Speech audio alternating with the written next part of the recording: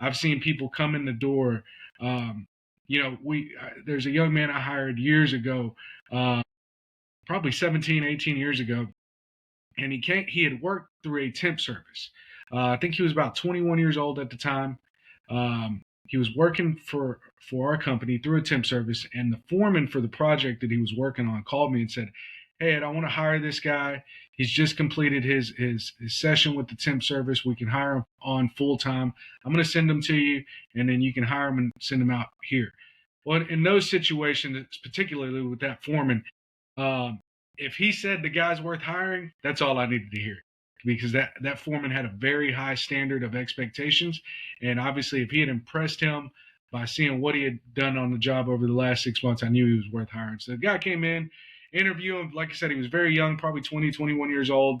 I asked him to tell me a little bit about himself. He told me he had a family. I think he had 2 or 3 kids at the time, and I asked him what he was making through the temp service.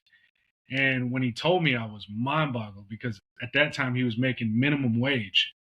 Um, and I don't know how he was able to get by with a wife and 2 or 3 children making minimum wage, which may have been less than $6 an hour at the Wow. time.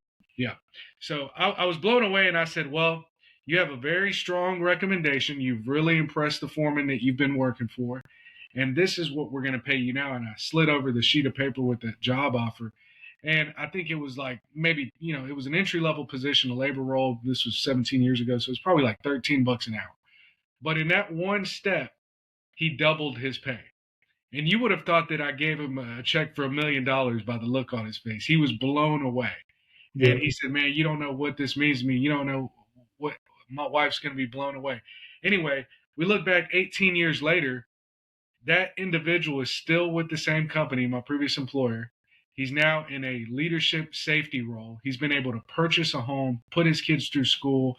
Um, he's probably making closer to 6 figures now, to be honest with you, if not at least 6 figures, and started out as a laborer. So seeing it, people come in the door with from all walks of life. There's kids that we've hired that were going to college. They came to us straight out of high school, wanted to work in the trades, but were pursuing a higher level education in a university to get a bachelor's degree in construction management. And they were able to complete an apprenticeship while also getting a bachelor's degree in construction management with a university like Kennesaw State University. And then really what I call create a double-edged sword. A lot of times you have the individuals go into construction management, whether it's a superintendent role or project manager, and they have the construction management degree, but they don't have the skilled hands-on field training, right? Or vice versa. You'll have folks with the skills training, but they don't have the educational background.